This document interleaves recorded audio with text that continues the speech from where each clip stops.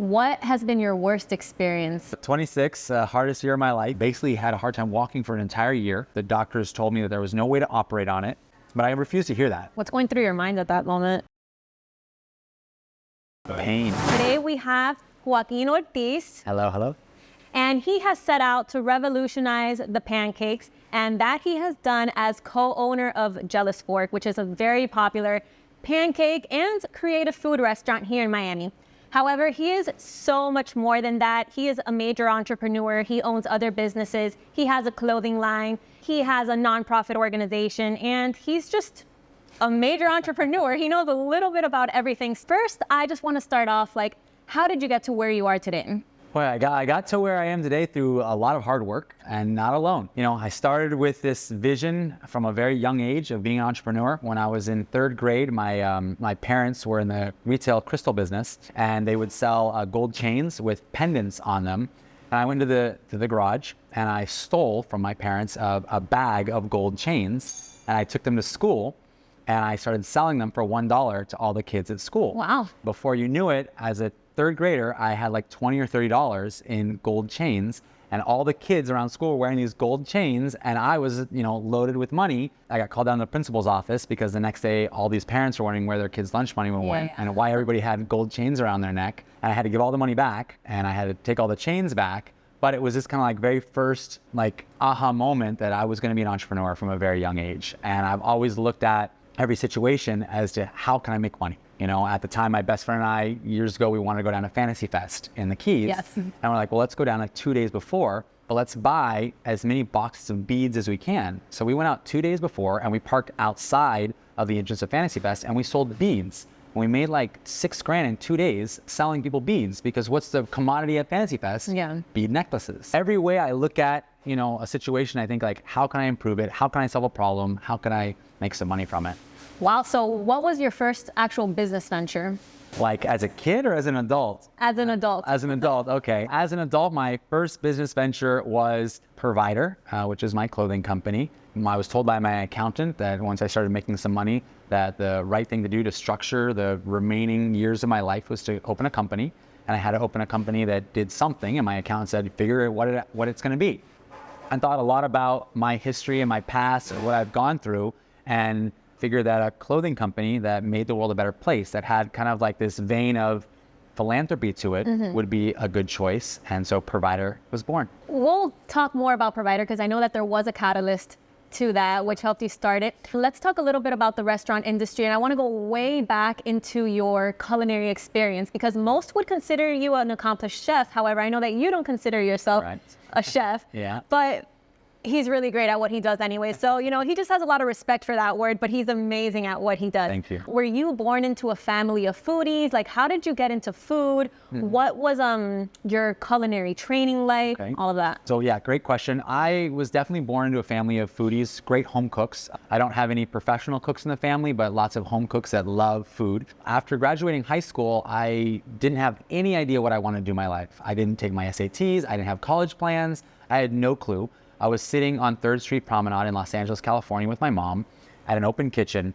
And I so distinctly remember watching the cook throw these mussels into a hot pan. I remember hearing every single mussel hit the pan like da, da, da, da. And I remember smelling the garlic and the shallots. And I watched him grab some white wine and pour white wine onto those mussels and saute. And the flame just jumped up. And I'm like, oh my God, Mom, I want to be a cook. And I remember that so distinctly. And then we started researching culinary institutions in the United States, and one of the best ones at the time was here in Miami called Johnson & Wales. Yes. So I went to Johnson & Wales, and I graduated Johnson & Wales with 1 degree in culinary arts and another degree in business hospitality management. And by the way, this is hope to many of you who may not know what you want to do after you graduate. I mean, we have a pretty accomplished person right here. He had no idea, and look where he's at today. Yeah, you don't have to have it figured out. Don't stress yourself over making the right decision in your late teens. Exactly. You saw that whole art going on with the mussels and that whole shebang. Prior to that, I know you were born into a family of foodie, but prior to that, did you actually have experience cooking?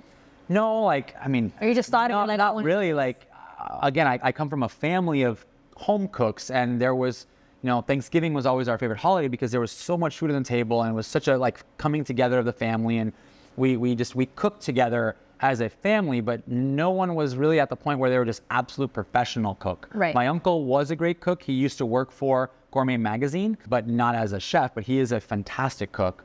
So we all inspired each other, but not at a professional level, just at like a love for food level, a love for cuisine, a love for dining together. Okay. And then, well, obviously your parents really support you. If by that, she was already like, okay, let me help you find 100%. 100%. So you did that. You did the training. Clearly, you loved it. After that, what were the next steps? I know that you've trained with James Beard award-winning chefs, Michelin star chefs as well. So after I graduated, I opened up a restaurant in South Miami called Jake's Bar and Grill. Okay. I worked there for a couple years. And then after that, I got a phenomenal opportunity to work with Norman Van Aken, who is one of the founders of Fusion Cuisine. He won Best Chef James Beard back, I think, like 2002 or 2003. And I ended up opening a few restaurants with him. Absolute mentor, one of the ones that's taught me so much about this industry, and a great chef. Yeah. And then I went on to open several other restaurants. Years later, I ended up working with David Boulay, who's a 2 Michelin star chef in New York. And I went up to New York and worked with him up there, and then came down here and opened up a restaurant with him in the Ritz-Carlton on Miami Beach. And that's where I really started to learn a lot of the finesse and the technique and the real fine tuning of how to elevate food and understand the way a guest eats and understand the way a plate is presented, and just really kind of hone my craft. How do you know how a guest eats exactly? Like, what do you look at? That's a good question. You have to like put yourself in their position in a way. I think a lot of times as a cook, you think about what the food tastes like and you think about what the food looks like on a plate, but you don't think about how the food eats. And a great example of that is a steak sandwich that's bread is so hard and crispy that when you bite into it, it like cuts the roof of your mouth. Like, that's a horrible feeling. Yeah. So like, why not think about getting better bread? You know, I mean, it's such a simple thing to think about, but I don't think that happens. I don't think that we remove ourselves from our own eyes and become like the voyeur or become the watcher. And I think that's a really important part of understanding your guest and not having it be so much about you and more about them. At the end of the day, it's people come here to this restaurant all the time and ask for maple syrup on their chocolate chip pancakes. I don't believe that maple syrup belongs in a chocolate chip pancake, but I'm not going to tell you no. Oh, it's like the people at restaurants that they don't want to give you ketchup. Correct. Right? We're not that way. Like, I care more about you being happier than me not giving you maple syrup or not giving you ketchup. Like, at the end of the day, I want you to be happy, and who am I to tell you what's right or wrong for your palate? I do my best to put out the best quality product that I can, and I hope that it executes like that. But if you want mustard on your pancakes, I'm going to give you mustard. I want to make it happen for you. Like, my ego's not wrapped up in it. Right. You know? Like, here, I want you to be happy. You know, speaking about that and really dealing with people, because being a cook and working in a restaurant, especially owning a restaurant, it's kind of like a psychological thing too. You have to work well with people. What have you learned from people, and like, how has your perception of people changed by being in the industry? Oh, wow. Another good question. I think that people want to feel special. And if you don't recognize that you have the responsibility to make people feel special, if you go back and look at almost all the incredible memories that you have over your lifetime, how many of them are with friends and family over food and drink? The majority of them, I would say maybe 80%, are with friends and family enjoying laughter and stories over some sort of meal or beverage. Food brings people together. It really is a bonding experience. So as a restaurateur, it's my responsibility to understand that and create an experience for people to build that new memory. So what I've learned from people is that they want to feel special. They want to go out and learn something. They want to see something and eat something that they couldn't have at their house. They want to talk about something. It's almost like social caviar. Like, you go out and you say, God, this new restaurant that I went to, it has corn ribs. Have you ever heard of corn ribs? And then your friend's like, no, what's corn ribs? And you go, oh my God, let me tell you about corn ribs. And it almost like gives you a little bit of like social clout, you know? And then if you say, and the owner came by my table and he recommended this or she did that for me, there's a little bit more of like this like sense of ownership, of appreciation, because you were made to feel special. And so what have I learned? The simplest thing is just make me feel special. What has been your worst experience dealing with people? Have you had anything crazy that has happened? You can't please everybody, you know, you just can't. And at the end of the day, at least here with Jealous Fork, if I go back and look at my entire, tenure in the industry, I can definitely tell you more stories that might not be appropriate for the camera. But as far as just something like, I think that's what you'll see the best and the worst of people too at a restaurant. Yeah. At a restaurant and at a bank. Yeah, exactly. And sometimes people are so pent up with energy that when they come out, they're kind of just looking for someone to dump it on. And maybe you quoted them, you know, a wait time of 15 minutes and now you're at 25 minutes and you're going to get it. And you're not going to get it just because you're 10 minutes over your quote time. You're going to get it because of all the stuff they're carrying in from their outside life. Yep. And they're just going to dump it on you. I think they forget that like the people who work here are servers, not servants. Correct. And yeah, that's it. Yeah, but you have to understand that you chose to be in this business. And so it's like if you're a boxer, you're going to complain about getting punched in the face. Like, right. You chose that industry, you know, like, love for it. So you sign up for it. So in this respect, like we did sign up for taking that. And you've got to handle it with humility and you have to handle it with respect. And if you misquoted the person, you need to apologize and you need to get in there and you need to make it right, however it is. You know, whether that's a coffee or, you know, something out of the kitchen real quick, you know, a glass of champagne, whatever it is, you need to make it right. You have the opportunity to turn a bad situation into a good one if you recognize where that angle is. Mm-hmm. I do want to talk a lot about Jealous Fork because I know that a lot of people in Miami love it and they're going to want to know all about it. But before we get to Jealous Fork, we have to give credit to Tea and Poets. Oh yeah, Tea and Poets. Yes. I've actually been there quite a few times. I think it's really cool in Sunset Place that you can, you know, work there, have a vibe, shop a little bit of everything. So how did that idea come about? I know that you are co-owner with that one with your Henrik as well. Tea and Poets looks like the inside of my head. You know, like if you go in there and you see all these, it's red. It's like, you know, artist brain. Yeah, exactly. Yeah. When Provider started to grow, I knew that I wanted to bring Provider into a retail space. And I knew that with the emergence of social media, people were becoming less and less connected. I saw that retail started dying. And I knew that in my own little world, if I was going to make a change or an impact, I knew that I could do it through a concept like Tea and Poets, which is bringing community together and changing the way people shopped and changing the way people interacted. So Tea and Poets is like part coffee, cafe, tea bar, part performance venue, part indoor shopping space. And, you know, we've been able to be successful in that mall that's dying for 6 years because of how loyal our core support following is. It's like that because it's this incredible space that allows people to really kind of like come and like shed their shield, shed their walls. And when you go inside, you just kind of like can feel the energy is super welcoming. I love working from yeah, it's a great workspace. You have great Wi-Fi. And you know, it's one of those, how can you not these days, right? Like, like when I walk into businesses and I'm like, what's your Wi-Fi password? They're like, we don't offer Wi-Fi. I'm like, what are you guys in 94? Like, how do you not have Wi-Fi? Yeah. Or they're stingy with it. Or they're stingy, yeah. You know, you pay the extra, like, again, make people feel special. Make people feel special. Tea and Poets is really a magical place. And it really is. It has my heart. Here. It's a beautiful thing. I love it. Yeah. No, it's amazing, guys.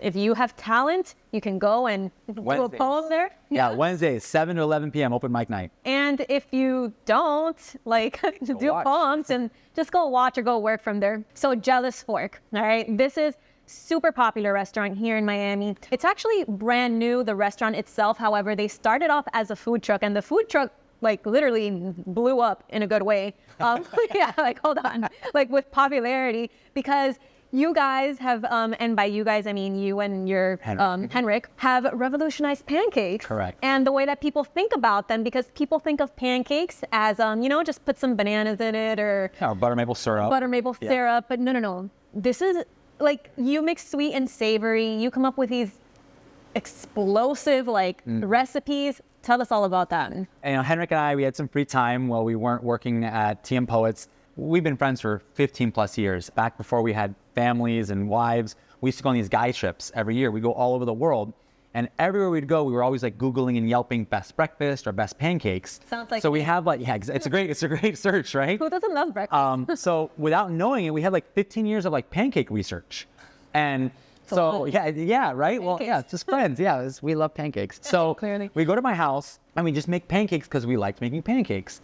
And we're putting up on my Instagram, and I don't have a tremendous amount of followers, but like the likes to like followers comments ratio was way disproportionate. And so it was like this very like aha moment where it's like, wait a second, maybe we should open up a pancake restaurant. Like, what's out there that we can, our pancakes are better than what's out there. Time out. Okay. You said our pancakes are better. Are you referring to your pancake research or pancakes that had pancakes we were making at that time. At that time. Time. Okay. They were better than what was out there. That's right. You are a trained Not a I like chef. to cook. I'm a guy who likes to cook, all right? A trained cook. I'm Okay. a guy who likes to cook. It was like, all right, let's figure this out. What are we doing here? Let's open a pancake restaurant. Well, a couple days later, Henrik's online and he's going through eBay and he's like, hey, I see this food truck that's for sale here in Kendall. And we're like, huh, like jump on Google real quick. Pancake food truck, Miami, nothing. Pancake food truck, Florida, nothing. Pancake food truck, United States, nothing. I'm like, oh my God, are we gonna be the first pancake food truck in the country? Oh yeah. And so at that point, we went over there, we bought it the next day. The next day? Yeah, we like went to go see it, we called it up, we're gonna go see it, we went and bought it. We come back and then we like go dark on Instagram for 3 months and we broke pancakes down to a science. We have 22 different documented trials and errors to get the perfect pancake. First, you have to understand the science of something. Okay. And once you understand the science of something, then you can cultivate the art of it. So we broke it down to a science. And once we had the science of the pancake down, then we were allowed to say, okay, chocolate, strawberry, Oreo, banana, whatever all the flavors. And then we cultivate the art of it. So we had this phenomenal pancake recipe. We came up with all these great pancakes. We opened in the very end of 2019, right before the pandemic. Right before. It started going really well, you know, so we got like 4 months in, we're at Kendall Inn in Hammond Parks on 107th and 84th Street. And then all of a sudden March comes here a few months later. At the time, were you just promoting it through Instagram or Just promoting it through Instagram. And then we're like, we just sat there on the corner, like alone for several months until it slowly started to build. And people started to say like, we didn't have pancakes written on the truck. We didn't have pancakes written on the menu. It was an all matte black truck with a white Jealous Fork logo. And that was it. So was a loss at the time or? It wasn't so much a loss, but it was like, we had to put our own sweat equity into it, right? Like, you know, we weren't profitable from like month one. Time had to go by, but the food was great. And we cared tremendously about the service and the quality of product and being as real on Instagram as we could be. So that as people started to look us up, we hope to become people that you would want to go out and hang out with and have a beer with and support. And I think that that's a whole nother level to running a good business that has nothing to do with food or service. Yeah. So pandemic hit, we couldn't be in the park anymore and we had to pivot. So Henrik, whose background is in IT, jumped online, made us a website in like 20 seconds and put the pancake batter on the website. Yeah, amazing, yeah. And so he put the pancake batter on the website. And then we advertised it on our Instagram that we were taking orders for quart containers of pancake batter. So what got us through the entire pandemic was us delivering pancake batter all the way from West Palm Beach all the way down to the Keys. Wow. We put a huge one of those like big fishing coolers in the back of my truck and we just drove all around delivering orders of pancake batter through the entire pandemic. It's your entrepreneur side right there. You gotta pivot, man. You gotta pivot. Let's go back to the pancake itself and perfecting it and the science behind it. What goes into it without, I guess, giving us your secret? There's no secret. So I knew you were gonna ask that, right? So there's no secret. What's in that pancake batter is nothing that you wouldn't get up Googling any normal pancake. Okay. The secret is actually in the method. So it's how each ingredient is utilized and integrated into the actual batter itself. It's actually a cross between a pancake batter and a biscuit batter. It's incredibly dense. It has a texture like mashed potatoes. So it's, you know, it's nothing like when you put a scoop of it onto the grill, it doesn't go like blah, like a normal pancake does. It goes and it just sits there like a scoop of mashed potatoes. And that is due to our ratios of like the flour and the butter and the eggs and all the stuff that you normally do. And how'd you figure that ratio out? 22 different trials, like going over and over again and saying fluffier, crispier. Like a lot of people come in and they think that we're the souffle pancakes. And we made those. We just didn't like them. They're just too light and fluffy. And because a lot of our pancakes have so many ingredients on them, the pancake as a base isn't strong enough to carry the ingredients in it. When we did the souffle pancake, it was super airy and light and fluffy. And then you put all this stuff on and it's like, it falls apart. Trial and error. Trial and error, lots of trial and error, exactly. You were selling them, you know, during the pandemic, so that did not, you know, set you back, at least not big time. Then let's fast forward after the pandemic, things are getting back to normal. You're reaching great success with your food truck, partially because, well, social media is helping, and then of course the product itself. At what point did you realize that you had something special, like something unique? What was that aha moment? I think after the first couple of months, I think people had never seen savory pancakes. And that was the thing that really set us apart. People have seen chocolate pancakes and blueberry pancakes and strawberry pancakes. Yes, we thought that we made the best chocolate, blueberry, and strawberry pancakes. But what really like put it out there was the fact that we were doing like chicken and pork and steak and shrimp like unheard of. on pancakes. And shrimp. And yeah, like we did a shrimp and grits pancake with a mushroom corn gravy. So cool. And we baked grits into the pancakes and then ripped the pancakes up and created like a bed and then spoon mushroom corn gravy and shrimp over it. And like, So if you look at a pancake like a starch or a bread, don't we eat starches and breads on everything? So why does it have to be pancakes equal sweets? Pancakes equal sugar, butter, maple syrup. Why do pancakes have to be round? Why do pancakes have to be stacked? Like, why not challenge yourself to think way outside of the box and kind of push your limits a little bit and like make it uncomfortable so that you are forced to grow and forced to change. And in that moment, creating the savory pancake really like put us on the map, because people had never in their wildest dreams seen like a pork belly banh mi sandwich, but on a pancake. Right. And I mean, that's a pretty big accomplishment too, because not only were you starting a business and you have to first promote it, sell it, and make sure people like it, but on top of that, you were trying to change the way people even think about pancakes. 100%. Pancakes forever have been a breakfast food. Correct. You know, and you set out to change people's perception, which clearly it worked out. Sure. What happened? Like, what is it that you realize, or at what point that it's like, okay, we've outgrown the truck? You know, when we got kicked out of the park. Okay. So we started just crushing it in 2020. 2021, we just continued crushing it. And it got to the point where down 84th Street, we would have like 50 to 60 cars parked all the way down the street, and a line of people that was like an hour and a half to 2 hours long. And so Dade County Parks determined that was unsafe. And it was just too many people in the park, too many people walking down the street. And literally from like one day to the next, they kicked us out. That's crazy. And so you have your entire business running, you're crushing it, your numbers are phenomenal, and then you get a phone call and you have a meeting, and then the next day you don't have a job. So what do you do? You pivot. We moved to Wynwood, and we like kind of figured it out, and we found a great spot in Wynwood. We were there in Wynwood for just about a year. By the time we got kicked out of the park, we already knew we were on something special, and so we knew we were going to open a restaurant.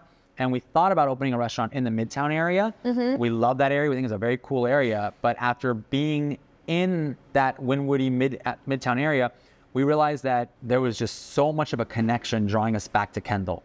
And it was just wild. And so when we opened this place, the amount of like love and support, we've only been open 3 weeks, right? I mean, by the time this airs, I don't know, a little longer than that, right? Yeah. But it just, the reception has been phenomenal. You know, like the first Saturday we were open, we had a short line of about a half an hour. The second Saturday we were open, we had an hour and a half line. The second Sunday we were open, we had a 2-hour line. It's incredible. You know, people are lined up 30 minutes before we open, and we're full and on a wait within 5 minutes, because the entire, we're not a big restaurant, 37 seats plus, 10, 15 at the bar. So we're not a large restaurant, and we fill up quick. It's just been such a beautiful, like, overwhelming acceptance and love and appreciation kind of thing. So. That's insane. And plus you're doing something completely different from all the other restaurants out here in the West Kendall area, which are more like Latin, Cuban. I mean, this is reinventing things. So this is great. I want to talk a little bit about business advice. You are a great business person, great entrepreneur. Something that a lot of people may struggle with when they just started a business, or they have a new venture, is how long do you have to keep going? What I mean by that is, at what point do you just quit? Yeah. And pivot, or do you just keep going after your dreams? The right answer is like you never give up, right? Like, that's the right answer. But you also have to be really honest with yourself and realize that you might not have a winning concept, and I think the sign of a great entrepreneur or a great investor or a great business person is you got to know when to let go, and you got to know when to push. You got to know when to cut and be like, this doesn't work, I'm done. Because you can't drag something along that's bleeding you out. So in a way, you gotta take your ego out of it and realize, like, this isn't working. This isn't the idea, or this isn't the concept, or maybe this isn't the field for me. And at that point, you've got to be honest with yourself and pull your ego out of it and be like, I have to transition. I have to move. I have to try something different. So at what point? I would say that if you put 2 years into something without any profit, you should probably change after that. I think that if you give it a really good, your best effort, and not like, oh, well, today I decided to wake up at 10:30. Like here's the philosophy, right? Everybody wants to be successful, and there's different industries. At the end of the day, if you can put your head on your pillow and know that you worked harder than everybody else in your exact same industry, then you deserve the success. If you didn't work harder than everybody else in the industry, do you really deserve the success?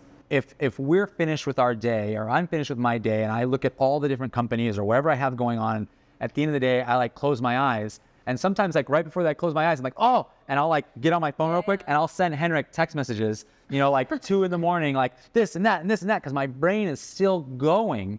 And then the next day he'll get those messages and we'll start talking with them and sharing what the ideas are. But you've got to work harder than everybody else, which yeah, it's cliche to say, but like it's competition. Business is competition. Take the money aspect out of it. Pretend that money is not on the table. Business is a sport. Business is a competition. You train as hard as you can in the off season to be on the money during season. And if you're willing to put in the work ethic and the effort, you're going to be better than your competition. How do you balance your personal life with that? Because you have a lot of businesses. And you I have have a very patient wife. I have a very patient wife who's very understanding. You have to take time for yourself. It's extremely important. You can't give what you don't have. And you can't be team no sleep for so long that you drain yourself. You know, you have a certain amount of, a certain capacity that you can operate at. And if that capacity is, 70%, you can only operate at that 70% for so long before you need to like revitalize and rejuvenate and ask for help. So even if it's something, where you're going to the gym and you detach from your headphones and you're really internal, or you go to the spa, or you go for a run, or you do a Pilates class, or you go sit on the beach and just put your toes in the sand, you've got to take some time for yourself to really go within and process everything that's going on so that the next day you can come back kind of like refreshed, like a full sponge of water. Like sometimes we got to wring ourselves out. Mm-hmm. You can't suck more water up of a full sponge, right? No. So what's your daily routine like? My daily routine is that I wake up and... At what time? I wake up between 7 and 7:30 every morning. Okay. Not like super early. I don't like a Mark Wahlberg thing. No, because I go to sleep late. So that's the challenge. What time? Like around 2. Yes. Okay. So we're getting into the details here. You go to sleep around 2, wake up around 7, 7:30. I mean, that's still like... It's not trying to sound asleep, but like I'm a vampire. Like I'm a night person. I've been in the restaurant industry for so long that my body is just conditioned to be awake when everybody else's body is conditioned to be asleep. So if you are a chef or a cook or a GM or manager of a restaurant, you need to be awake at that like 11:30 hour because you're counting money, you're closing the restaurant, you're checking out employees. So you can't be like falling asleep during that hour because that's when you need to be the most sharp. So once you're done with work, it's not like you go home and you take a shower, you're like, okay, time to fall asleep. Like the body doesn't work like that. No. What I always do is when I get home, I review my entire day. I go through my text messages on my phone, whether it's with one business or the other. I go through all of that and I look at it and I review my entire day. I review, the things I spoke about with Orders for Provider or my manager at TM Poets or what Henrik and I talked about here at Jealous Fork. And I kind of go through all of it and I kind of compile it together and I ask myself if there's anything I need to remind myself to do tomorrow or notes that I need to make. So it's kind of like I have like in the restaurant industry, we have pre-shift and post-shift. Mm-hmm. I give myself a post-shift before I go to sleep for myself. So this is all at night, at the end of the day, that you're kind of like, okay, thinking back, how did my day go, wins, losses, next steps, Correct. Things like that. So everything in between from waking up to that though, where are you? I start the day. I open up my phone, I look over my email, I look through Instagram, I see if I have any like pending emails or orders for provider, questions about a reservation or events that need to happen at TM Poets. And I kind of go through, call it the computer work, although I do it from my phone. Take a shower, grab some breakfast. If I need to jump on a phone call, I jump on a phone call, kiss my wife, tell her I love her. Gotta give her that attention. Gotta give her the attention. She's patient. She's patient. Love. She is. And then head out the door. And if I only have a very small time driving from work to here, and my family is all back in California. So I try to get on the phone and talk with my mom or my sister, or grandparents or something like that. I try to just spend a little bit of time on the phone to work and from work with my family. That's a really important part. I don't know if that was something you were expecting to hear, but no, of course. Family is so important. And I believe so much in quality friendships and quality family. And you have to cultivate those relationships. And the busier we get in our lives, family and friends should not suffer. And so I try to just take a little bit of time to focus some energy onto my family. And I get to work, whether it's Provider or Jealous Fork or TM Poets, and I get to work and I kind of handle whatever needs to be handling then. Because this is a brand new restaurant, it's here. I'm very grateful that the others are running smooth. And you've gotten it to a point where it can kind of like handle itself in a way. Thank God. So, we get here, I meet with Henrik, we talk about the day, we plan what we're going to do, we strategize whatever it is we need to strategize. We have a to-do list on our computer. We'll go over the to-do list. A lot of being an entrepreneur is very calculated, and it's very much so computer work. It's not so much like, look at me, look at what I'm doing as an entrepreneur. It's more of like spreadsheets and numbers, and you can make the best coffee in the entire world, but if you don't understand what that coffee costs you to make, and you don't understand the markup and the numbers and the finances behind marking it up appropriately, I don't care how good the coffee is, you're going to go out of business. And how do you learn all of this? Because when you're speaking to someone about it, it sounds overwhelming. It sounds like, oh my God, I want to open a business, but I don't know all of that. Like, where do I even start? So, did you always know these things, all the little details, or how do you go about that? So you get the foundations in culinary school, right? You get the foundations in culinary school. You get, you get an understanding, but you don't really get the real world experience until you're out in the real world.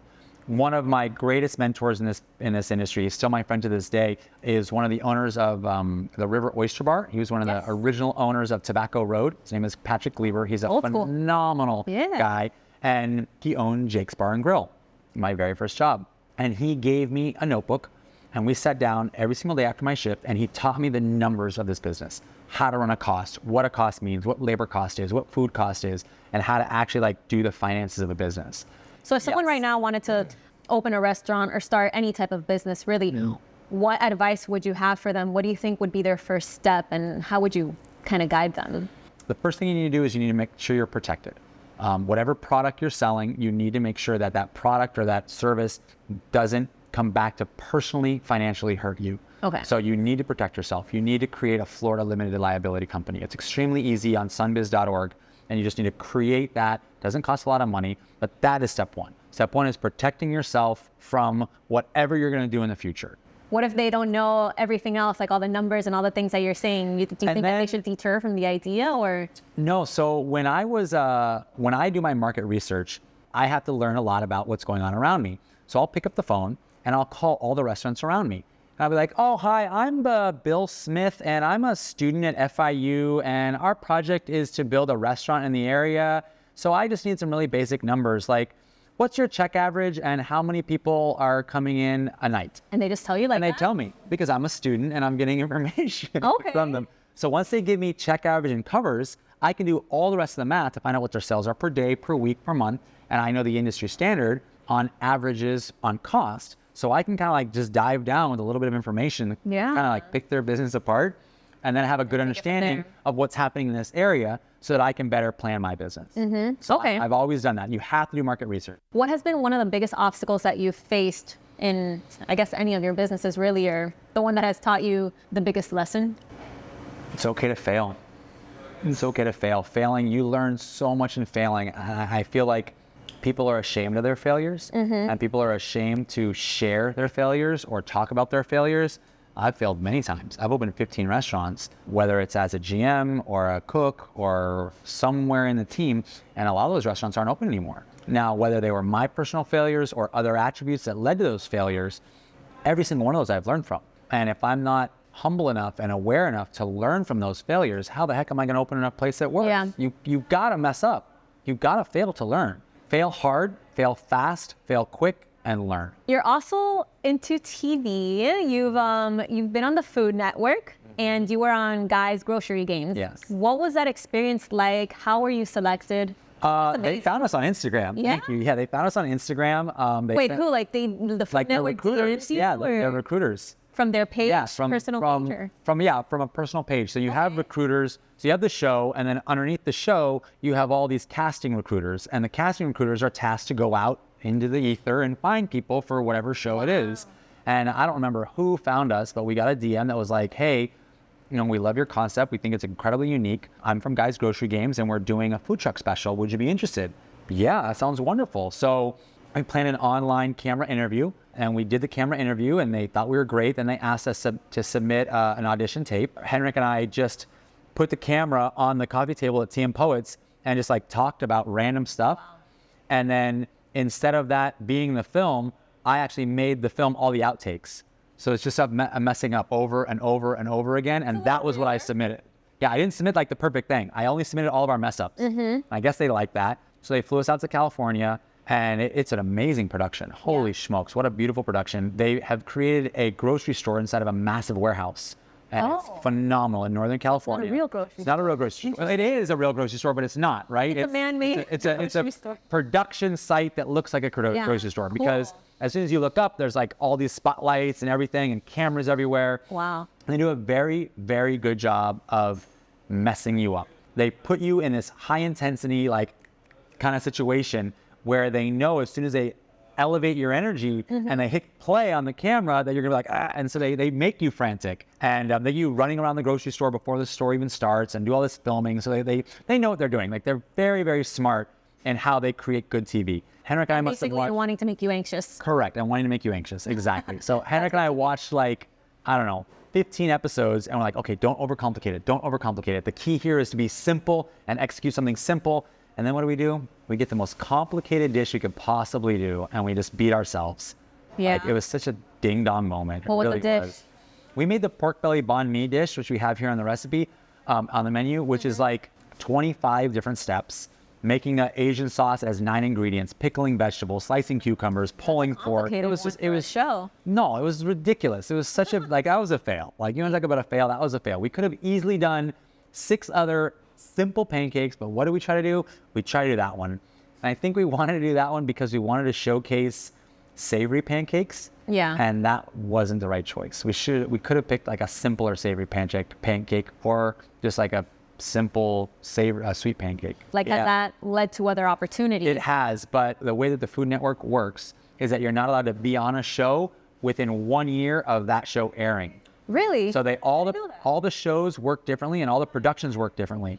And so Guy's Grocery Games is contracted in a separate company that then sells that show to Food Network. So if it was going to be, let's say, Chopped, we wouldn't be able to be on Food Network until 1 year of Guy's Grocery Games is done, and then we could be on Chopped. Gotcha. So there's got to be a 1 year lapse. And when you're on the show, is there anything you can tell us that maybe it seems one way in front of the camera, what the viewers are watching, versus what really happens behind the start. You know, have you seen the show Guy's Grocery Games when they're like at the carts? Okay, and then he does like 3, 2, 1, go, and everyone like sits there like crickets and waits.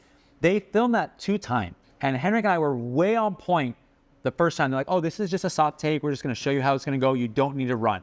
And so we're like, okay. And they go through the whole thing. So we're all standing there like crickets. And then on the one they actually do it, we go. But it's edited where it makes you look like you're standing around looking at nothing, but you're not. Because we made sure that we didn't miss it. And the edit, when it comes out, like, that's not how it goes down. That's not how it goes down. Yeah. That was a sneaky. So, I mean, reality TV, they say, is not really reality. So Parts of it are. Parts of it are. And how was it working with Guy? He's fun. You can see why he is successful. He has a phenomenal energy. He has great stage presence. You know, he comes up there, he meets you, he shakes your hand, he talks to everybody before the show airs. He kind of makes you feel really comfortable and great. And he's not the guy that's responsibility is to make you anxious.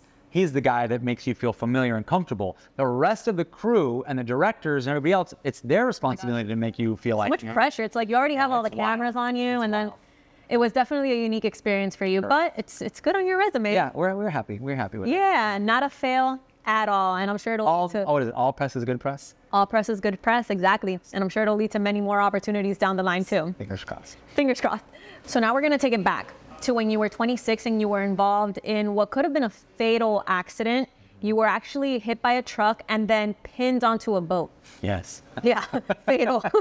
So that you sounds survived. insane, right? It sounds weird, and it's crazy that you're even walking because the doctors had told you that you may never walk again. Correct. How did that happen? Yeah, so 26, hardest year of my life. My friend and I went out lobster fishing for mini lobster season, or we thought we were going to go out, and the boat battery didn't start.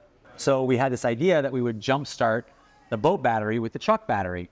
He brings the front of the Tahoe down, front and forward down the boat ramp, and I get in the water and I turn the boat around so that the battery of the boat is as close to the battery of the car, which is weird because you're trying to jump start with batteries in water, which is a bad situation there in itself. Hindsight 2020. Anyway, the boat battery didn't start. So I was like, okay, we're not going to go fishing today.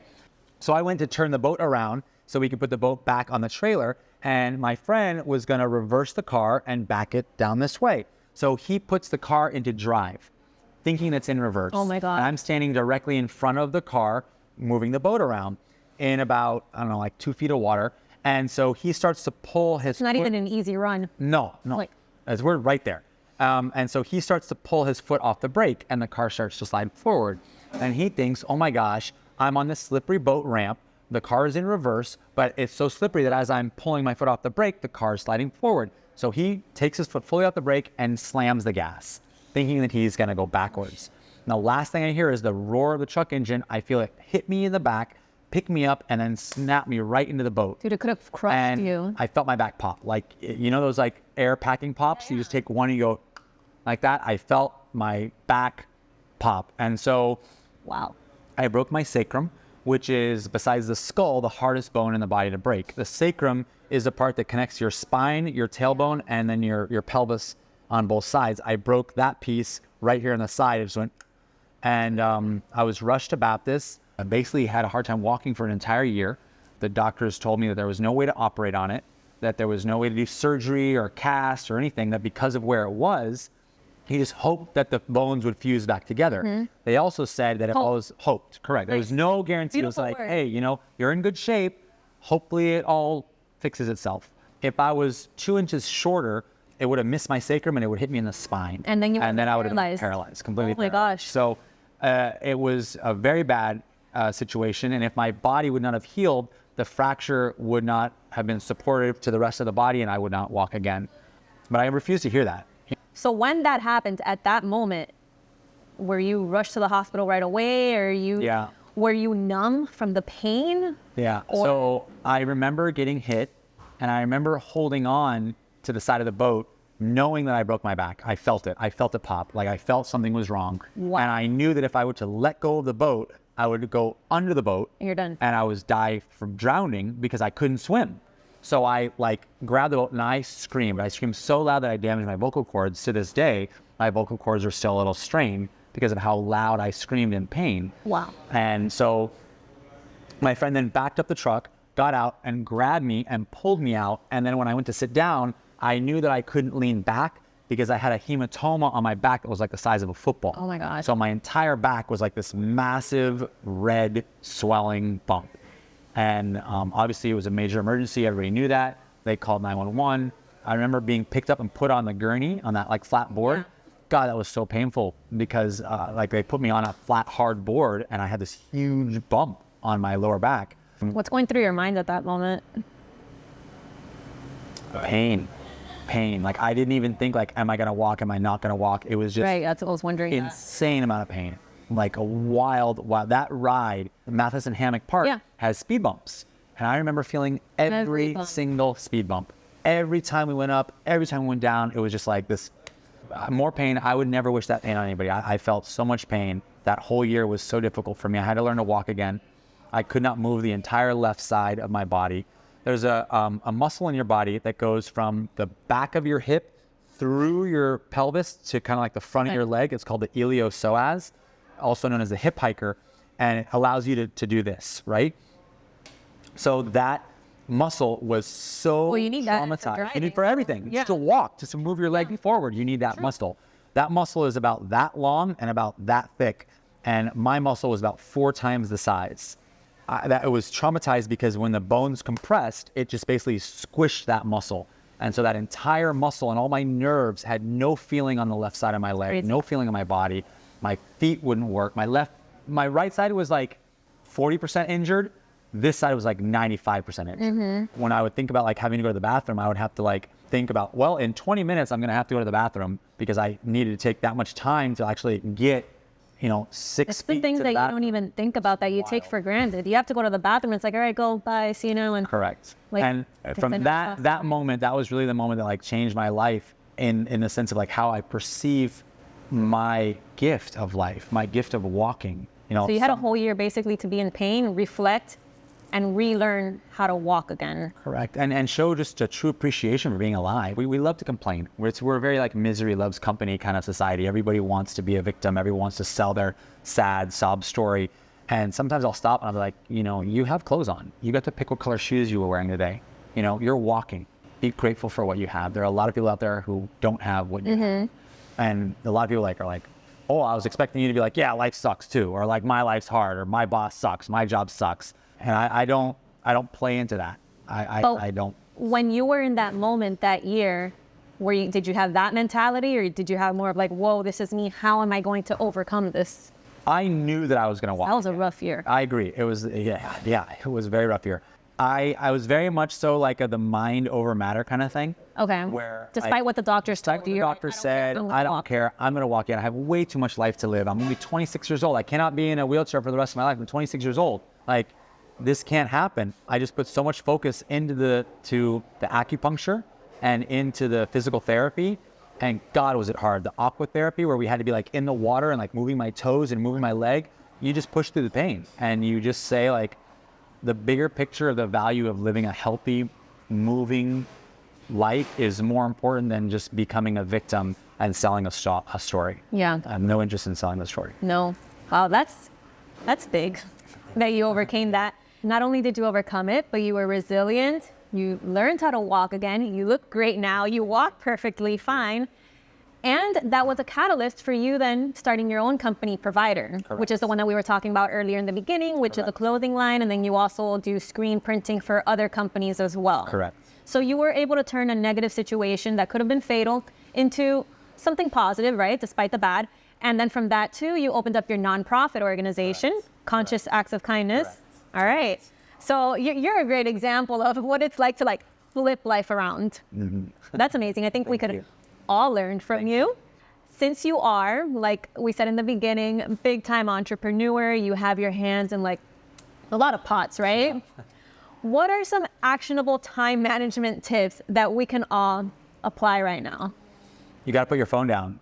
Like we're so That's so addicted. contradicting too. Yeah, but we're so addicted to social media. We're so addicted to like YouTube and, you know, TikTok and like being a consumer of media, that if you're actually going to get something done that doesn't have to do with the media, you got to put your phone down. You got to focus on writing that presentation or getting those projections done or, you know, getting that interview done. Whatever it is, I find that I struggle with it as well.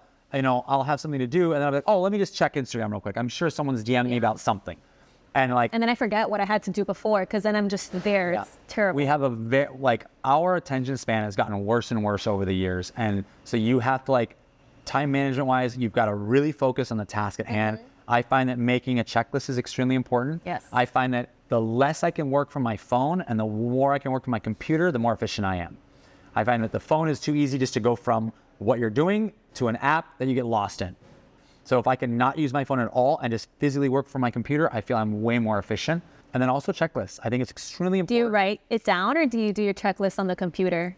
I have notes on my phone that are like larger ideas. Okay. But then my actual checklists are on the computer. Okay. That's interesting. You know, I still like to write things down. I have a little notebook to write down my checklist because I do like to do the little check. Yeah. It's a great idea. It's very satisfying. Yeah. But then I also put things on my Google Calendar and I try to block out some time. That's a great recommendation. Calendar.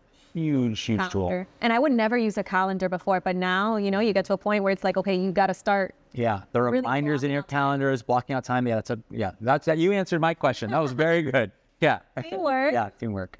Yes. Thank you so much for taking the time to be a part of your show. Guys, make sure to check out Jealous Fork and Teas and Poets and let everyone know where they can find you. Sure. Thank you for joining us on this journey and interview. Thank you so much for having me. I appreciate it. You can check me out personally, Joaquin Provider on Instagram. You can check out Provider Lifestyle on Instagram, which is my clothing company and printing studio. You can check out Conscious Acts of Kindness, which is my nonprofit foundation. Tea and Poets, which is my cafe, and Jealous Fork, which is my restaurant. If you have any questions, please feel free. I'm open book. Send me a DM. I'll do my best to answer them. Thank you. Thank you so much. Appreciate it. Bye, y'all.